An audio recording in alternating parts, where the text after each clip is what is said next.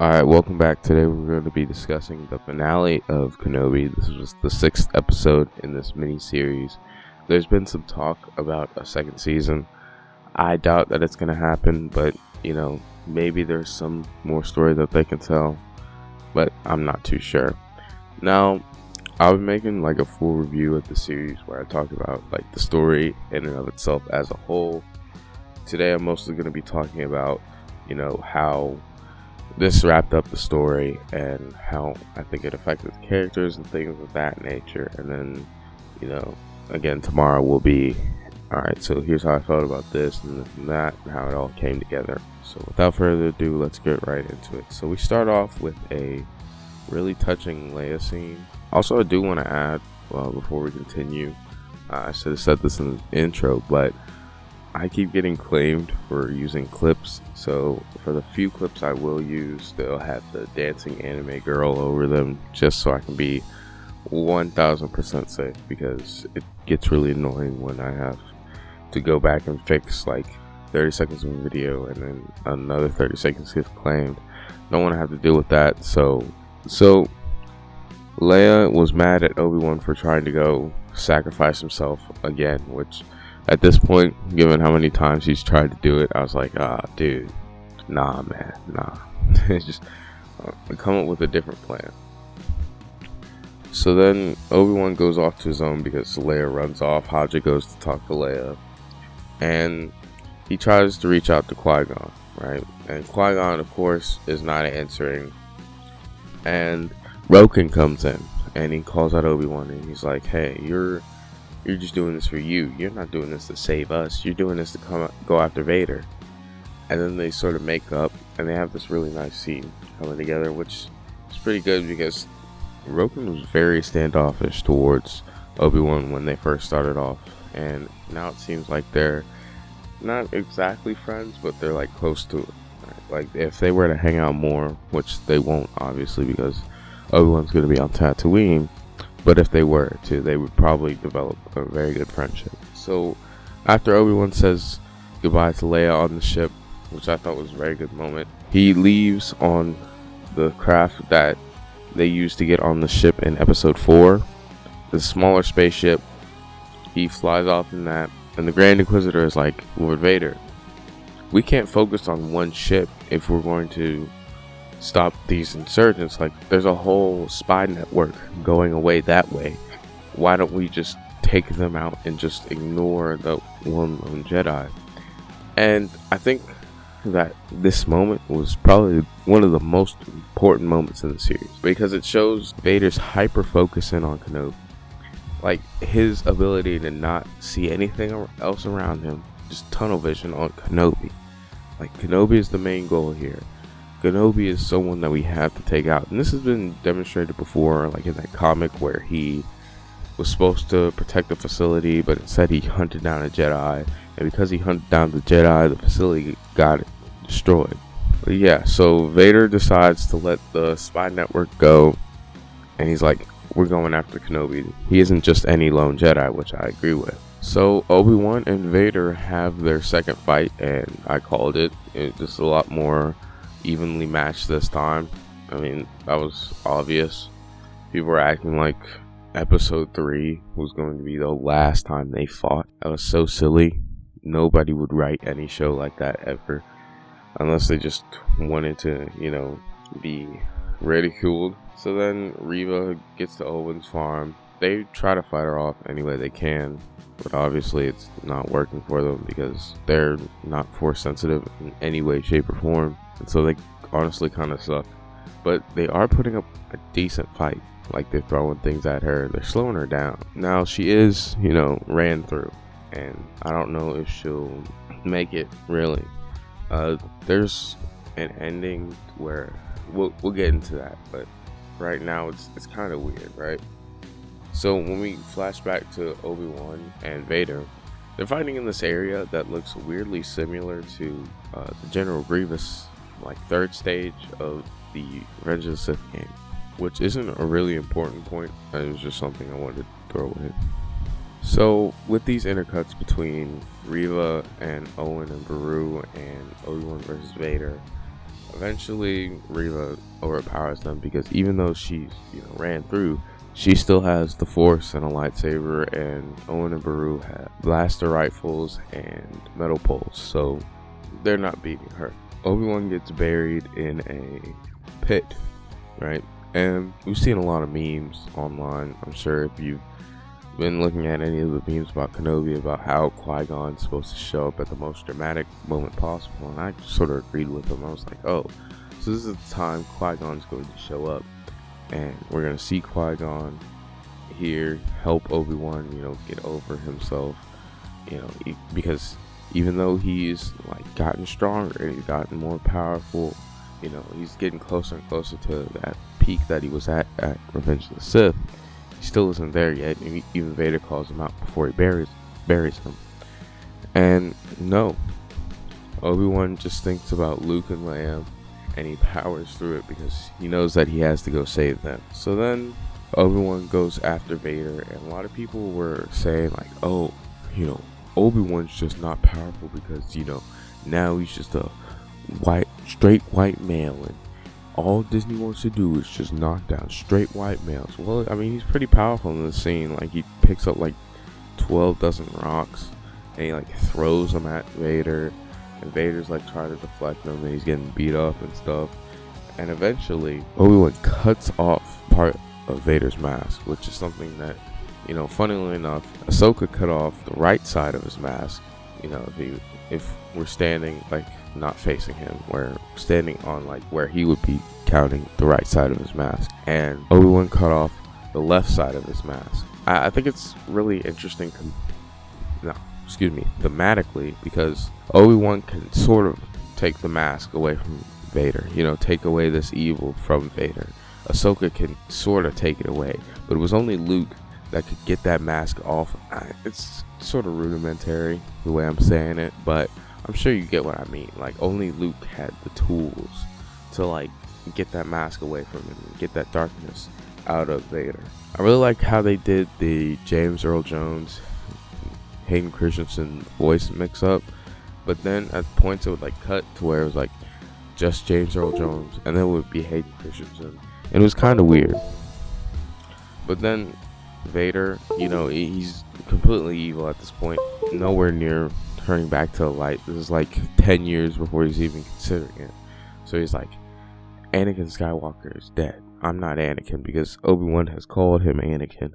And again, this is a really good moment because it illustrates how far gone Vader is at this point. I mean, he had no hope of redemption, which is why what Luke did was so impressive, because he took somebody that even Vader and Obi-Wan thought was completely irredeemable, and they turned him back to the light. So Obi-Wan leaves him there, which is probably a good choice because Vader was getting pretty angry, and I don't know if Obi-Wan could beat, fully powered, super angry Vader, even if he's like super off base. And Obi-Wan can kind of exploit that.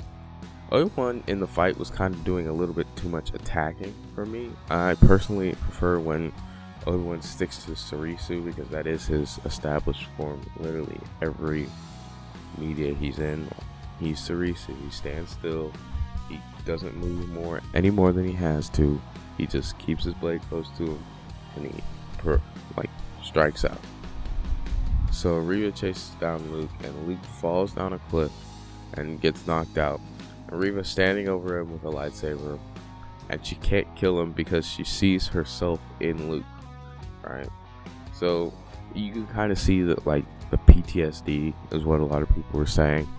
I don't really understand PTSD enough to be like, oh, that's what it is, but that's what a lot of people are claiming it was. So I'm just gonna go with that. Hopefully I'm not like making anybody angry by saying that, but that's what it looked like to me.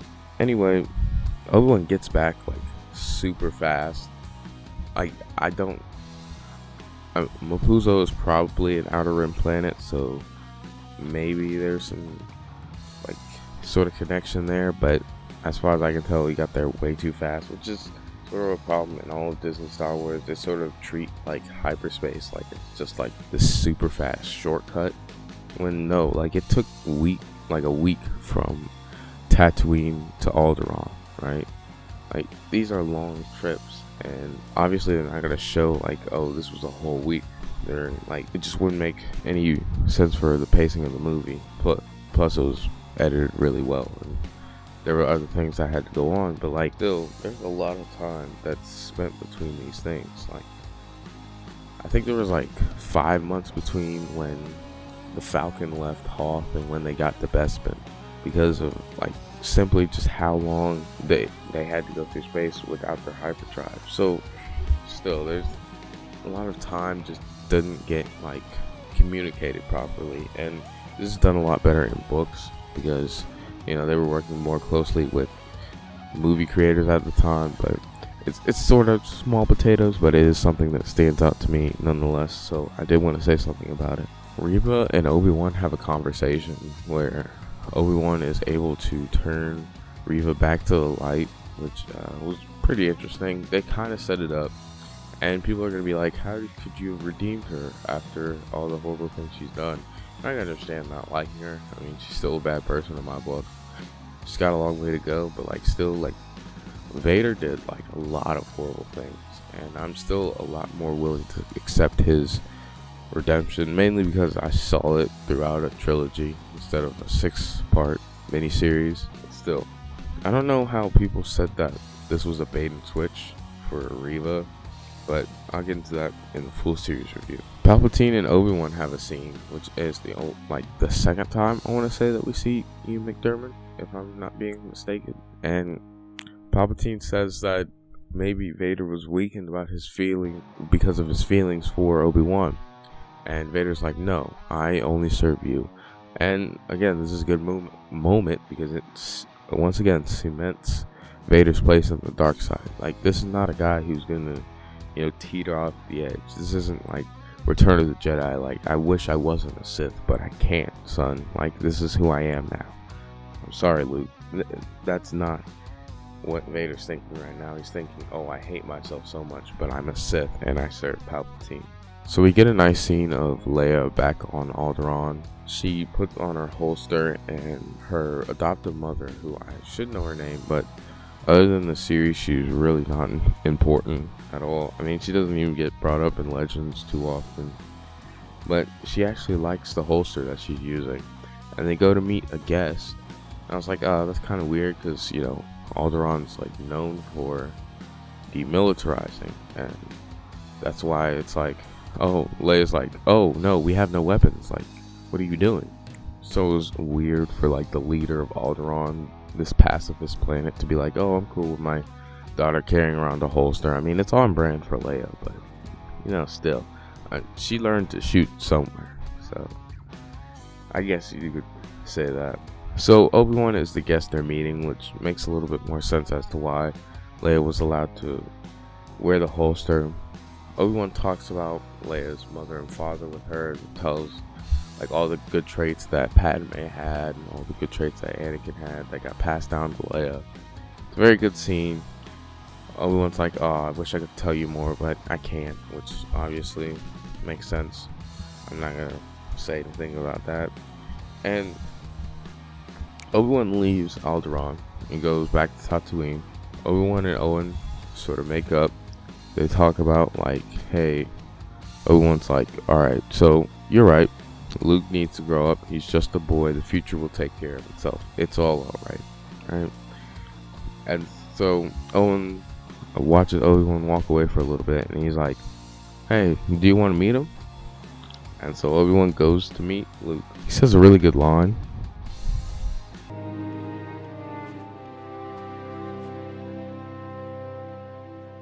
Hello there. And then Obi-Wan heads off into the desert, and he sees a Force ghost, comes up to him, and guess who it is? Qui-Gon. I'm glad that they got Liam Neeson back, because I really enjoyed him in The Phantom Menace. I thought he was really good. I mean, Liam Neeson played him pretty good, which is why so many people are Qui-Gon fans, just because of like how he was. And Qui-Gon says, I was here the whole time, but you just weren't ready for me to talk to you, and now you are. So they walk off, and I'm guessing this is where Qui-Gon teaches Obi-Wan how to become a Force ghost, while in Legends, he taught him how to do this in a He taught him a lot earlier on. He taught him like right at the end of Revenge of the Sith, at like the end of the book.